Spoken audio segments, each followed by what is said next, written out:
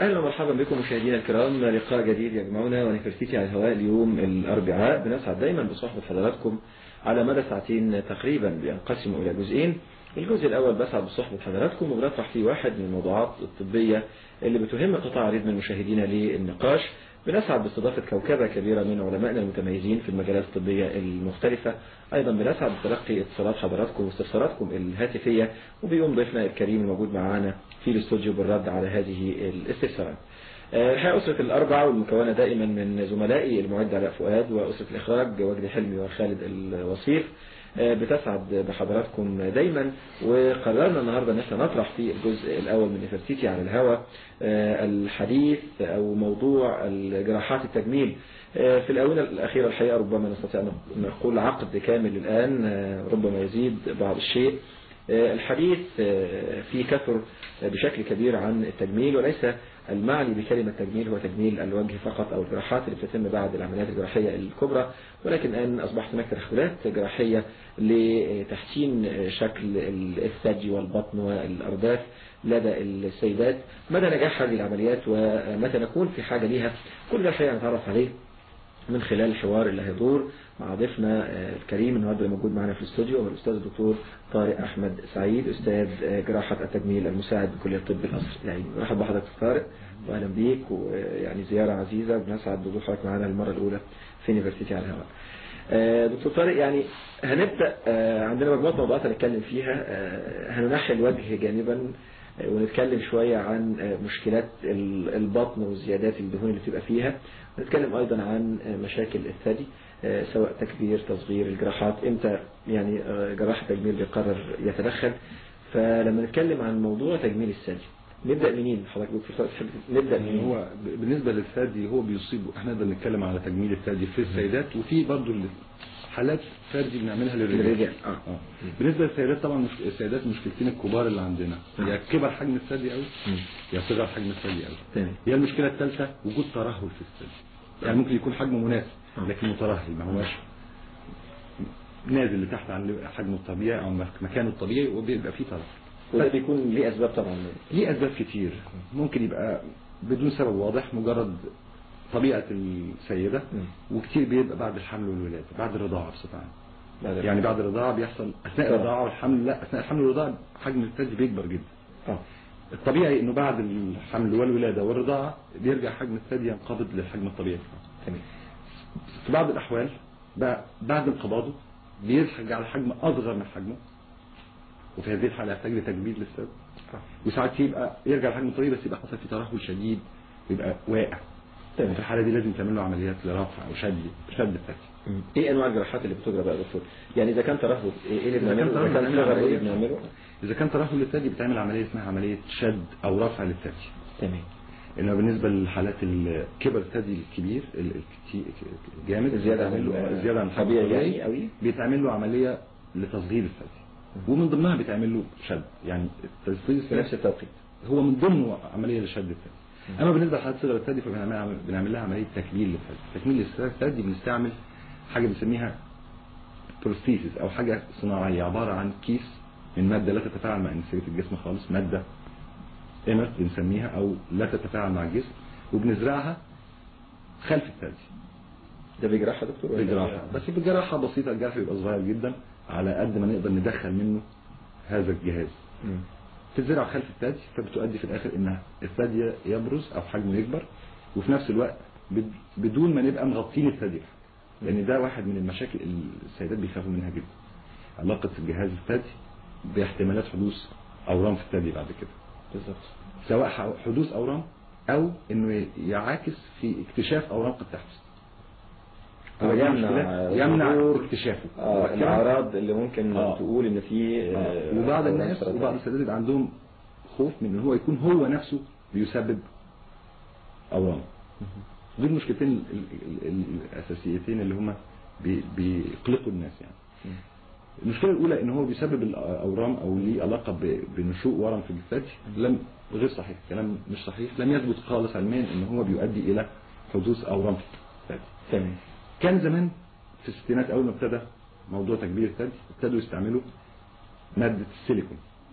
ده اللي كنت لسه اسال حضرتك عليه، يعني بنسمع انه البعض بيحقن سيليكون والكلام ده، فهل ده فعلا يعني حقيقه علميه يا دكتور؟ مش بيحقن سيليكون، لا، في فرق بين حقن السيليكون. السيليكون بيتحقن مش بس في الثدي، بيتحقن في حاجات كتير، ممكن يحقن كده، ممكن يستخدم كماده علاجيه يعني للبعض. لا مش علاجيه، هي للتجميل برضه، لعلاج مثلا ندبه، لعلاج حاجه في حته منخفضه في الجسم. لكن احنا مش بنتكلم على حقن الثدي، احنا بنتكلم على تكبير وزراعه كيس طبي يحتوي على ماده. السنة عملية يا دكتور طارق، مواد يعني مواد ليس لها علاقه بالجسم، ما بتتفاعلش معاه خالص، تقعد طول العمر. يا اما بيبقى مليان، الكيس ده بيبقى مملوء بالسيليكون اللي هو ابتدى بيه اصل العمليه، او الجديد دلوقتي انه بيتملي محلول ملح اللي بنسميه سالاين سوليوشن. وجدوا ان محلول الملح ليه مزايا عن السيليكون في التفاعل مع الجسم، الاثنين ما لهمش دعوه بالاورام طبعا، ولكن السيليكون ليه مزايا اخرى في ملمس الجهاز انما بالنسبه للاثنين ليس لهم علاقه بالاورام. بالنسبه بقى لاكتشاف الاورام او انه يعاكس في اكتشاف ورم قد يحدث بسبب اخر في الثدي. احنا دلوقتي بنزرعه خلف العضله بتاعه الصدر، يعني مش تحت الثدي على طول، تحت عضله الصدر كمان، وبالتالي هو بعيد جدا عن الثدي. يمكن اكتشافه بالفحص، ممكن اكتشافه بالاشعه، ممكن اكتشافه بالسونار، ما بيعكسش خالص وجود الجهاز ده في المنطقه. اوكي، هي عمليه بتتعمل من فتحه صغيره جدا. ده بالنسبه لتكبير حجم الثدي. تعمل من فتحه صغيره. في ضوابط يا دكتور، يعني هذه العمليه قد تصلح لسيده، قد لا تصلح لسيده اخرى. ايه شروط اجراء هذه اولا هي بتختلف من سيده لاخرى طبعا، بتختلف حسب حجم جسم السيده كمان، يعني حسب حجمها، حجم البلت بتاعها، او عرض الصدر بصفه عامه، قفص الصدر لازم يبقى معمول متناسب مع السيده، ده نمره واحد. نمره اثنين، طبعا الطبيب مع المريضه مع بعض هم اللي بيحددوا الحجم المفروض وضعه، واذا كانت تحتاج العمليه ولا لا اصلا. يعني لازم يكون حجم الثدي صغير يحتاج لتكبير ويتناسب مع حجم السيده على بعضها، فده قرار بيبقى مشترك ما بين الطبيب والمريض. اختيار الجهاز برضو بيبقى مشترك ما بين الطبيب والمريضه. الجهاز اللي بيستخدم في اجراء وطريقه اجراء، يعني هي ممكن بتتعمل بكذا طريقه، بعده طرق. ايه المنتشره في مصر او المدرسه المصريه؟ اتفضل. هو في طريقتين منتشرين جدا، الفرق الوحيد ما بينهم هما الاثنين هو نفس العمليه، بس في الجرح بيتعمل فين اللي هندخل منه الجهاز. في الطريقه التقليديه اللي هي شائعه تماما هنا وحتى بره، في اللي بره مصر، اللي هو بيتعمل جرح صغير جدا في اسفل الثدي، اسفل الثدي، بحيث ان الثدي بعد كده لما يكبر تتغطى خالص، ما يبقاش موجود. والطريقه الثانيه انه بيتعمل فتحه تحت الابط، ايضا بيتم الدخول منها، وبالتالي برضو تبقى غير مرئيه تماما. ده بالنسبه لتكبير حجم الثدي. بالنسبه للتكبير. طب بالنسبه لعلاج الترهل دكتور، ايه مفهوم شد او رفع الثدي اذا كان ترهل عادي، يعني مش زياده عن اللزوم اللي بنلجأ فيه لعمليه هو الترهل بيتقسم لدرجات على حسب وضع الحلمة او الجزء من الثدي العلوي الامامي او بالنسبة للقفص الصدر. كل درجة وليها نوع من انواع، يعني نوع من العلاج. في حاجات بتحتاج رفع بسيط جدا، في حاجات بتتعالج بس مجرد لو هي معاها صغر حجم مع الترهل، في بعض الاحوال بيتعالج بس بتكبير الثدي، مجرد تعمل تكبير الثدي بيعالج مشكلة صغر الثدي ويعالج كمان الترهل. وفي الاحوال الاكبر من كده بتحتاج عملية جراحية بقى.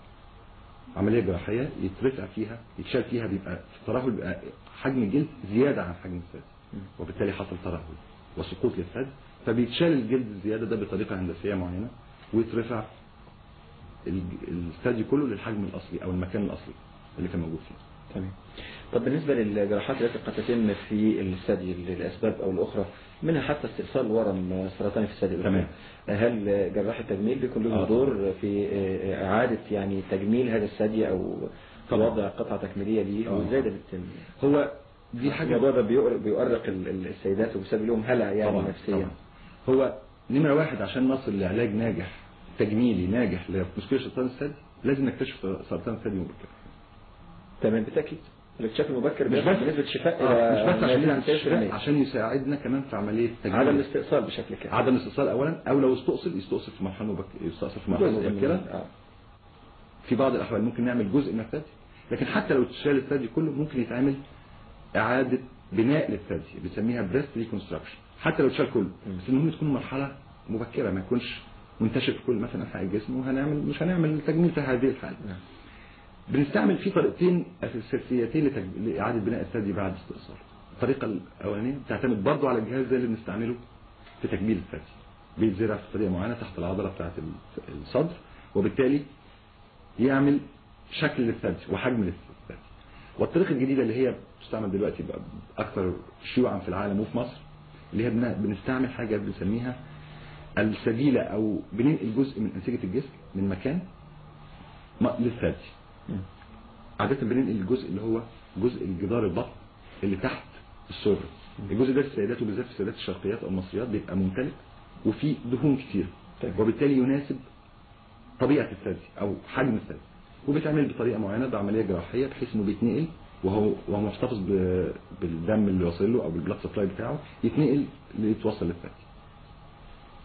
العمليه دي بيسموها بريست ريكونستراكشن بالعضله بتاعه عضله البطن. يبقى في استجابه عاليه لجميع انواع جراحات الثدي اللي بتتم. بصفه عامه نتائج جراحات الثدي كويسه جدا جدا، يعني سواء تكبير او تصغير او شد او حتى اعاده بناء الثدي بعد الاستئصال. الاستجابه بتبقى هايله. بتتم في مصر بنجاح يا دكتور؟ كل ده بيتم في مصر من زمان. يعني مش حاجه جديده في مصر. هل هي مكلفه؟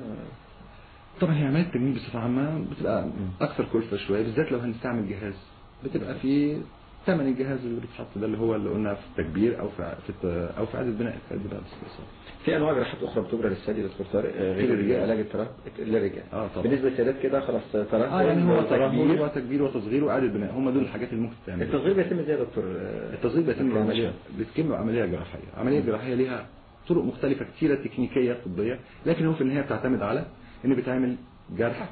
الجرح ده بيبقى حوالين الحلمه بتاعه الثدي، وجرح تاني طولي بينزل لحد اخر الثدي بتاعه. قد يكون في جرح تحت الثدي في الجزء الاسفل منه زي التكبير او لا، على حسب حجم الثدي. وفي الحالتين ما بيبانش الجرح ده. وبعد كده بنستأصل جزء من الثدي اللي هو زياده عن الطبيعي، والجلد اللي زياده عشان ما يحصلش ترهل.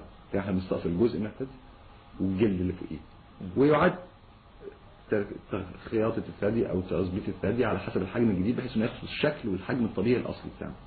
تمام. مع اهم حاجه نقطه نحافظ عليها في موضوع الثدي مع اختلاف انواع الطريقه هي الدم اللي واصل للمنطقه بتاعه الحلمه. ايه قصه الثدي ده بالرجال؟ يعني انا لما كنت اتصور ان هناك عمليات جراحيه تجرى هو بصفه عامه في مشكله قد تكون شائعه بس بنسبه عاليه جدا، هي تضخم الثدي. يعني بقينا بنشوفها كتير. تضخم الثدي عند الرجال. تضخم الثدي عند الرجال ممكن يكون له اسباب كتير. نعم. ممكن يكون بسبب اضطراب في الهرمونات. ممكن يكون خلقي. في جميع الاحوال هو بيؤدي الى مشكله قد تكون اساسا نفسيه بالنسبه للرجل، ان هو مش عاجبه منظر الثدي المتضخم. بالظبط. ممكن يكون لجراحه التجميل دور في هذا الموضوع. اولا لازم نستبعد وجود اي سبب عضوي لوجود تضخم لهذا الكبر او هذا التضخم. في اسباب عضويه ممكن تكون في اسباب عضويه، ممكن اسباب تكون في الكبد مثلا. لو وظيفه الكبد مش على ما يرام ممكن تؤدي الى تضخم في الثدي. ممكن اضطراب في الهرمونات يؤدي الى تضخم في الثدي عند الرجال. ممكن حاجات كتير تعمل تضخم في الثدي. فنمره واحد هو لازم يناظر دكتور باطني مثلا يعمل له فحوصات ليستبعد وجود اي سبب من الاسباب العضويه. اذا استبعدنا وجود سبب عضوي او كان في سبب عضوي وعالجناه يجي دور جراحه التجميل. جراحه التجميل في الحاله دي ممكن يزيل هذا التضخم. الجراحه بتتم بنفس التقنيه وبنفس الطريقه اللي بتجرى للسيده؟ لا، ده في انواع كتير. نمره واحد ممكن تعمل له شفط للدهون فقط. لو كان التضخم ده معظمه دهون بيتعمل شفط للدهون، مش زي السيدات، شفط للدهون بس. في بعض الاحوال بيبقى فيه جزء كبير من الدهون ومعاه جزء من الغده، غده الثدي. هي زي ما موجوده في السيدات موجوده في الرجال، لكن هي غده ضامره مش موجوده، يعني صغيره جدا.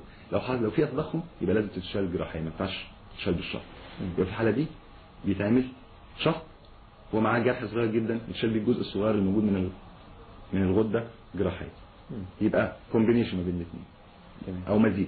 لو الحجم كبير قوي قوي قوي بتعمل عمليه زي السيدات بالظبط، بقى عمليه جراحه كامله لازاله، بس ده نادر ما بنشوف، نادر قوي. دي فقط الجراحه اللي بتتم للرجال يعني اللي هي اذا كان في تضخم بنعالجها عن طريق جراحه.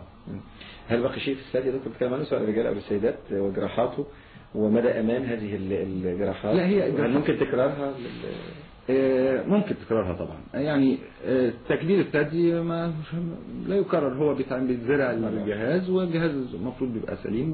بيبقى في الاول المريض بتبقى حاسه بشويه عدم ارتياح لوجود الجهاز، لان الجهاز بيبقى حاجه جديده على الجسم. في خلال اسبوع او 10 ايام بتبتدي الجسم يتاقلم، فاهم ان في حاجه محطوطه هنا، وبيبقى بيتنسي تقريبا.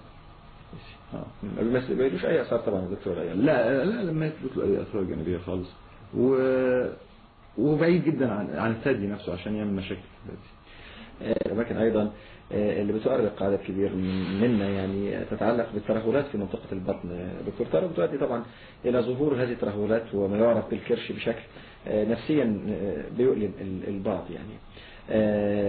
يعني في البداية نتعرف حضرتك على الأسباب اللي تؤدي إلى الترهلات في منطقة البطن، وليه هي أكثر عرضة من أماكن تانية أخرى في الجسم للترهلات ولزيادة الوزن يعني.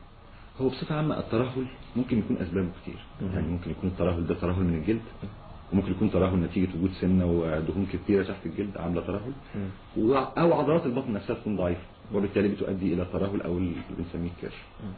أسبابها كتير، السمنة أو عدم استعمال العضلات، قلة المجهود أو قلة الرياضة بصفة عامة، أو الحياة اللي احنا بنحياها معظم الناس دلوقتي، الحمل، جلوس السيارة والسواقة كتير، وعدم وجود أي نشاط يؤدي إلى استعمال العضلات أهم من الجلوس، إن هو ما بيستعملهاش وبالتالي بتضعف أو تختفي. الحمل والولادة طبعا هو السبب الأساسي بالنسبة للسيدات، إنه أثناء الحمل بيحصل تمدد للعضلات بعد الولادة ما بترجع. بنساعدها بمجهود، بنساعدها بتمرينات رياضية. إذا ما تمش الكلام ده بتفضل مترهلة طبعا، وغالبا ما بيتمش. بالإضافة لأن بيحصل أثناء الحمل زيادة وزن، وبعد الحمل الوزن ده بيخس فيؤدي إلى شوية ترهلات في الجلد كمان، فبي في ترهل في عضلات البطن وترهل في الجلد وزيادة في الدهون يؤدي إلى الترهل أو المشكلة اللي احنا بنشوفها. التدخل بيكون ازاي يا دكتور؟ التدخل بيكون قدامنا وسيلتين كبار اساسيتين، شفط الدهون او التدخل الجراحي او اللي هو بنسميه شد البطن، او مزيج من الاثنين، ممكن يستعملوا هما الاثنين مع بعض. كله بيتوقف على حسب حالة الجلد اللي موجود. يعني احنا لازم بنفحص المريض ونشوف حالة الجلد مهمة جدا. انا المفروض فكرة شفط الدهون هي عبارة عن ايه؟ انا بدخل انبوبة رفيعة جدا بنسميها كانيولا من جرح صغير جدا على قدها بالظبط، حوالي 5 مللي او 6 مللي عرضه، ونبتدي نعمل تفتيت للدهون. دي بتكون اول خطوه في علاج ترهلات البطن. يعني طبعا يفضل يعني احنا بنتكلم او بشكل عام الاول طبعا بنبتدي بتمارين رياضيه بحيث تمارين وكده بحيث ان احنا نحاول نرجع العضلات الى طبيعتها. فشلنا بنبتدي نلجا لمشاكل لجراحات التجميل. اولهم طبعا شفط الدهون، وهو الاكثر شيوعا، عمليه يمكن الاكثر شيوعا في مصر وفي العالم في كل حته. الامر مش محتاج تخدير كلي يا دكتور؟ هي عاده بتحتاج تخدير كلي، لكن ممكن اعملها تخدير موضعي لو كميه صغيره، لو الحجم اللي هنتعمل له شط صغير او تخدير كلي. وزي ما قلت لحضرتك بندخل كأنبوبة صغيره وبعد كده نفتت الدهن الموجود ونشفطه. تفتيت الدهن بيتم بخطوات كثيره جدا، ممكن تفتيت الدهن بالطريقه اليدويه، بمجرد بحركه الانبوبه اللي احنا بنستعملها هي بتعمل تفتيت للدهن وتسهل شفطه، او في اجهزه جديده اللي هي اللي بتشتغل بالموجات الفوق الصوتيه. الموجات الفوق الصوتيه بتقدر تفتت الدهون، او في طريقه ثانيه بالتردد. كان اللي احنا بنستعملها بيحصل فيها ترددات عاليه جدا بتؤدي الى تفتيت الدهون. وبعد ما يتم تفتيتهم بيتم شفطهم بجهاز شفط يبقى خارج الجسم. بعد كده المفروض ان انا اتوقع ان يحصل انقباض للجلد. الجلد خلاص اللي تحته فضي، الدهون اللي كانت ماليه تحته فضيت، فالجلد بقى زياده عن المكان اللي هو فيه لانه كان منفوخ. المفروض انه ينقبض يصغر لحجمه الطبيعي وبالتالي يؤدي النتيجه المرجوه من العمل. لكن اذا انا بالفحص حسيت ان الجلد ده مش هينقبض لحجمه الطبيعي يبقى لازم استأصل جزء زياده من الجلد عشان اوصل للنتيجه الطبيعيه، وفي الحاله دي هنعمل شفط مع جراحه. إذا كان الترهل عنيف جدا في الحالة دي بنلجأ لعملية الجراحة، نستأصل الجزء الزيادة من الدهن ومعاه الجلد المغطي. بالذات بنحتاج نعمل العملية دي قوي لو كان في ترهل كمان في عضلات البطن. وفي هذه الحالة لازم يتعمل علاج جراحي للترهل بتاع عضلات البطن. فبنرفع الجراحة بتكون استئصال لجزء من الجلد بالدهون اللي تحت. مفيش غدد او ما يعني لا مش عارف اسمها يا دكتور، وانه لنقضي يعني على الغدد المسؤولة عن تكوين هذه الدهون ولا الكلام ده؟ لا، ما هو احنا مش بنشيل كل الدهون، احنا بنشيل جزء الزيادة، يعني بنشيل الجزء الزايد اللي احنا شايفين ان هو عامل الترهل، بنسيب جزء كبير، معظم الجدار البطن بيبقى موجود، لكن الجزء الزيادة ملوش اي مضار ان احنا نشيله خالص. بالطريقة الجديدة بتاعت الشفط الدهون اللي بتستعمل حاليا، كان زمان في برضه ريستريكشنز عشان احنا ما بنشفط الدهون، ممكن بيبقى طالع معاها طبعا دم مع الدهون، فكان بيحدد حجم كمية الشفط اللي ممكن تتعمل في المرة الواحدة. دلوقتي الطريقة الجديدة الطريقة بنسميها الطريقة الانتيوميسنت او الطريقة اللي بحقن مواد داخل الجسم. بتبتدي العملية بان احنا نحقن الاول مواد تمنع حدوث نزيف، تساعد على انقباض العضلات، انقباض الاوعية الدموية، فتقلل من حدوث النزيف، بالاضافة ان فيها جزء من المخدر الموضعي، وبالتالي معظم السائل اللي بيحصل له شفط بيبقى دهون، وبالتالي تسمح لنا ان احنا نزود كمية الشفط لان احنا مش قلقانين ان يحصل فيها يطلع معانا نزيف دموي. فدي بقت تساعد ان احنا نعمل كميات اكبر من الشفط في المرة الواحدة، اكتر من مرة، اكتر من زمان. هو يعني المفروض ان هي تتم على مراحل ولا يستحسن لو كانت الحته زياده كبيره يعني يبقى لا تستحسن تقسم على مراحل طبعا، افضل للمريض. في نفس الوقت بيتم شد البطن يا دكتور ولا ولا دي بتبقى حاجه ثانيه بتستخدم كعلاج ايضا؟ ممكن تستعمل لوحدها شد البطن بس، ممكن شفط بس، ممكن الشفط مع شد البطن، يعني تعمل شد البطن والاماكن في اماكن ما بتتعملش شد البطن، يعني في الجوانب البطن مثلا تتعمل معها شفط. ايه مفهوم شد البطن يا دكتور؟ شد البطن عباره عن ايه؟ انا بيبقى في عندي ترهل في جدار البطن، وبالتالي في الجلد وفي الدهون اللي موجوده فوق جدار العضلات بتاع البطن. تمام. فالعمليه بتتم من جرح موجود في اسفل البطن، بالظبط شبه جرح العمليه القيصريه بس اكبر شويه، ويتم بنرفع الجزء من الجلد والدهون اللي من فوق العضلات بحيث ان هو يبقى فري او يعني حر معانا، ونستأصل الجزء اللي احنا نلاقيه زايد عن المساحه، ويقفل تاني، يتقفل بغرز تجميليه بعد. بس ما ينفع في البطن بس، ما ينفعش في الاجناب زي ما حضرتك تفضلت او لا في الظهر بينفع في لحد الاجناب ينفع، لكن بعد كده ما ينفعش. ما بيستخدمش في الارداف طبعا. بيستخدم في الارداف، ممكن يستخدم في الذراع كمان. معنا اتصال تليفوني دكتور طارق لو سمحت لنا ناخده ونعاود الحديث عن كيفية علاج ترهلات البطن بالطرق الكتير اللي بنتكلم عنها. الو السلام عليكم. وعليكم السلام. لو سمحت يا دكتور عايز اسال حضرتك عايز اسئله يعني اذا سمحت. اتفضل. انا عندي دلوقتي يعني صدري فيه ترهلات، هو من الاول خالص قبل ما اتجوز وكده كان فيه ترهلات وبحس ان هو متدلي يعني. ايوه. وبعدين انا جسمي مش ضخم يعني مش ضخم قوي، بس صدري بيحسس جسمي ان هو ضخم. وبعدين يعني في ناس قالت لي جراحه وفي ناس قالت لي ركبي جهاز، بس انا صراحه مش خايفه يعني اروح للكلام ده كله. في ناس قالت ان الجراحه بتعمل سرطانات وكده، فانا طبعا مش عارفه يعني، انا دلوقتي محتاره بالنسبه للسن. وبعدين انا ما رضعتش يعني، انا يعني ولدت مرتين بس الولاد ما خدوش سني. فهل يا دكتور ده يكون برضه تاثير لان الهرمونات واللبن وكده ما نزلش، ده يكون اثر على الصدر اكتر؟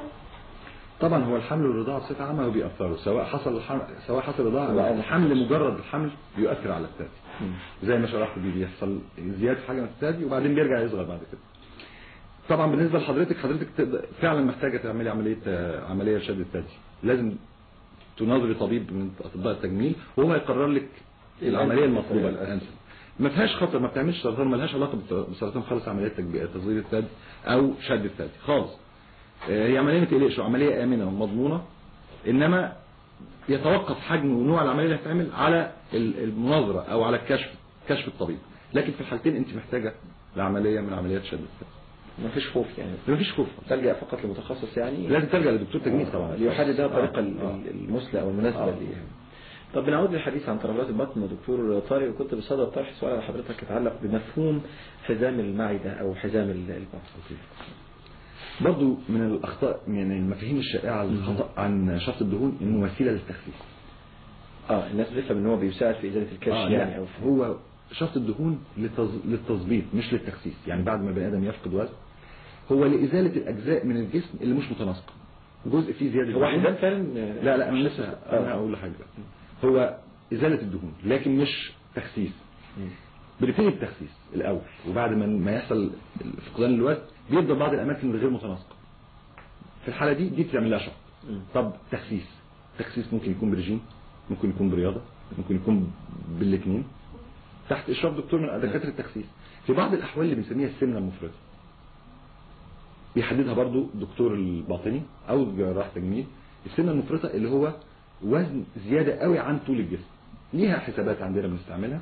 ده بيحتاج ممكن يستعمل عمليه من العمليات اللي هي تدبيس المعده. في تدبيس وفي حزام المعده. في نوعين من العمليات.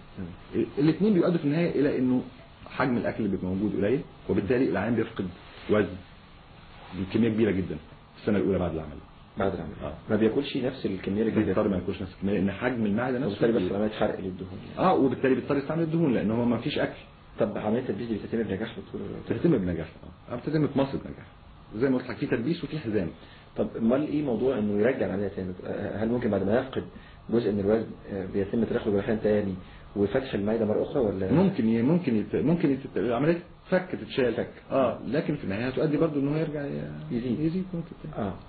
يعني عمليه تدبيس المعده بتحدد كميه الاكل اللي داخله الى المعده، صغر حجم المعده، فيعني يحس بالشبع بعد كميه صغيره جدا، فالجسم هيستعمل الدهون. طب ده ما يأثرش؟ ما هو ده اللي كنت لسه اسال حضرتك عليه. بعد حرق الدهون المراد التخلص منها والمعده صغيره بهذا الشكل، هل ما يدخلها بيكفي لطاقه الانسان ولانه عضلاته واجهزه الجسم تقوم بوظائفها بشكل جيد يعني وبشكل وطبعا بيستعمل معاها بعض الحاجات المساعده، بياخد فيتامين وبياخد حاجات ثانيه تساعده على ان هو الاكل قل. بس دي اعتقد مرحله يعني دي متقدمه. دي السمنه المفرطه. السمنه المفرطه يعني مش اي حد يروح يعمل تدبيس للمعده. ملهاش يعني، هو ده الحل الوحيد بقى. الحل الوحيد ليه. احنا بنتكلم في الاوزان العاليه جدا. تمام. طيب بالنسبه للحزام حضرتك بتشرح لنا يعني بيختلف عن ايه عن تدبيس المعده يا دكتور؟ الحزام عباره عن حزام بيتحط حوالين المعده بحيث ان هو لما يضغط عليها يصغر حجمها. ده جراحه برضه؟ ده بيتركب بالمنظار، بجراحه المنظار. طيب تكرار عمليات هل وارد انه التجميل تجميل بشكل عام والحزام التجميل طبعا عملياته ممكن تكرارها، لكن اولا في حدود معينه وعلى حسب العمليه اللي اتعملت. احنا بنتكلم على ايه؟ بنتكلم على شد البطن، ممكن تكراره طبعا. شد البطن ممكن يتكرر؟ ممكن يتكرر طبعا، بس يعني يستحسن ان احنا بيتعمل مره واحده. ونفس الكلام على التكبير وتصغير الثدي وشد الثدي ممكن يتكرر طبعا. بس طبعا كل حاجه بتتكرر النتيجه بتبقى كل مره بيحصل فيها تكرار النتيجه المتوقعه بتبقى اقل. احسن حاجه طبعا اول مره كان فيها العمليه دي بتبقى بالتاكيد كل ما كان هناك تكرار بنرفع من نسبه الخطوره، بنرفع من نسبه الخطوره واستجابه الانسجه للجسم ما بتبقاش انسجه الجسم للتدخل الجراحي ما بتبقاش مضمونه زي المره اللي قبلها. كل ما كان حاجه بتعمل لاول مره والانسجه اللي بتعمل عليها العمليه فريش كل ما النتيجه بتكون اضمن واحسن. طب دكتور طارق يعني ايه اسباب تركز الدهون في بعض مناطق الجسم دون اخرى فيما يعرف بالسمنه الموضعيه يعني؟ ايوه، ما هي السمنه الموضعيه دي اللي احنا بنتكلم عليها في شخص الدهون. يعني هو جزء ليه البطن، ليه الارداف، ليه مثلا الفخذ لدى بعض السيدات؟ هي بتعتمد، هي اساسيا عمليه وراثيه او عمليه جينيه. فتلاقي في بعض الشعوب بالذات شعوبنا احنا مثلا بتتركز في اماكن معينه جدا اماكن من الجسم واماكن ثانيه لا، وقد تختلف من شعب لشعب او من منطقه لمنطقه، لكن هي في النهايه اساسا عمليه وراثيه. طيب اذا كانت الارداف دكتور احيانا بتعاني من زياده في الوزن او من توزيع الدهون بشكل يعني، واحيانا بيكون في نوع من النحافه، هل ده يسمى سوء توزيع للدهون يعني؟ في حاجه اسمها يعني ايه مفهوم سوء توزيع؟ يعني ازاي نحسن زي ما حضرتك قلت بالظبط كده ان في حتت انحف من الطبيعي وفي حتت ازيد من الطبيعي. بالنسبه للاماكن النحيفه في الجسم بصفه عامه في طرق كثيره لعلاجها، من ضمنها حاجه بنسميها نقل الدهون. يعني او اعاده توزيع الدهون. يعني ان احنا ناخد من حته فيها دهن زياده الدهون بتاعت البني ادم نفسه وننقلها للمكان اللي الدهون فيه قليله او اللي فيه نحاف، فيؤدي الى ان المكان ده يتملي دهون ويبقى طبيعي. وده عن طريق ايه؟ حقن بقى ولا هي الاول عمليه شفط زي اللي احنا قلنا بالظبط، بنشفط الدهون ناخدها. بقى عنده بقى الدكتور بياخد الدهون من المكان اللي فيه الدهن زياده بعمليه شفط، وبعدين بطريقه معينه بيبتدي يعالج الدهون دي وينقلها بجهاز تاني للمكان اللي مراد حقن الدهون فيه. زي حضرتك بتقول من ضمنهم الفات او الدهون، ومن ضمنهم حاجات زي الكولاجين مثلا او حاجات جديده عن الكولاجين. عيبهم انهم مش دائمين، بس مش كل اسبوع ولا كل حاجه، يعني بتقعد لها مثلا 8 شهور 9 شهور في الحدود دي، تدي الشكل اللي عايزه. اكثرهم استمرارا هو الدهون لو مسكت، لو يعني اتنقل شيء طبيعي من نفس ما بتروحش نفس الخلايا. دي الوحيده اللي ما بتروحش. فبالعكس دي ما بتحتاجش تكرار، لكن الحاجات الثانيه دي لازم تتكرر لانها هي اوتوماتيكي. ليه خطوره دكتور عمليات توزيع الدهون، يعني عادي توزيع الدهون، يعني ودي الطريقه الوحيده لعلاج النحافه؟ او ما انا بقول لحضرتك النحافه ممكن تتحط حاجات ثانيه زي الكولاجين زي الهيالورونيك اسيد مثلا، لكن الحته اللي فيها زياده هو شفط الدهون هو اللي هيعالجها. والعمليات ما لهاش خطوره زياده عن اي عمليه ثانيه، يعني ساعات بيطلع سمعه كده على عمليه من العمليات، هي ما لهاش خطوره. بس في اقبال عليها يا دكتور يعني. طبعا عمليه شفط الدهون دي العمليه الاكثر شيوعا يعني. السيدات بيبقوا منزعجين وقلقين بقى على شكلهم وحاجات، وبالذات ان هي بتؤدي نتيجه كويسه. النتيجه بتبقى كويسه عشان كده شائعه. بالنسبه للارداف يا دكتور، ايضا هي من المناطق اللي بيتركز فيها الدهون، واحيانا فعلا بتسبب الم نفسي ايضا، سواء حتى للرجل او للسيده على حد سواء يعني. هل الاسباب تركز الدهون في هذه المنطقه هو ايضا جيني او وراثي بالاساس؟ وراثي يعني حسب البلت بتاع المريض او المريضه او الفرد. وبرضه علاجه ممكن يتقسم الى شفط، بيتم شفط الدهون الارداف بنفس الطريقه الثانيه بالظبط. وفي بعض الاحوال بنستعمل معاه جراحه اللي هي بنعمل عمليه شد الارداف، في عمليه شد الارداف زي شد البطن، ودي بتتم بنجاح؟ بتتم بنجاح، بس يعني عاده الشفط بيؤدي للنتيجه المرجوه. وبتكون طبعا بنفس النسبه لان الترهل ما بيبقاش بنفس النسبه بتاعه جدار البطن. وعمليه الشفط اللي بتتم ايضا زي البطن بتتم على مراحل، بيفضل تتم على مراحل، ولا ممكن يعني هو عاده شفط الارداف بيتم في مرحله واحده، لكن لو المريض هيعمل شفط الارداف وشفط للبطن وشفط للاذرع وشفط في اماكن متعدده كميات كبيره قوي، يستحسن انها ما تبقاش على مرحله واحده، يستحسن عشان ما تبقاش كميه كبيره قوي تتشفط في نفس اليوم. ايضا اسال حضرتك على محاذير او شروط اجراء هذه الجراحه، هل زي البطن ولا في بالنسبه لها محاذير؟ لا، هو بصفه عامه نمره واحد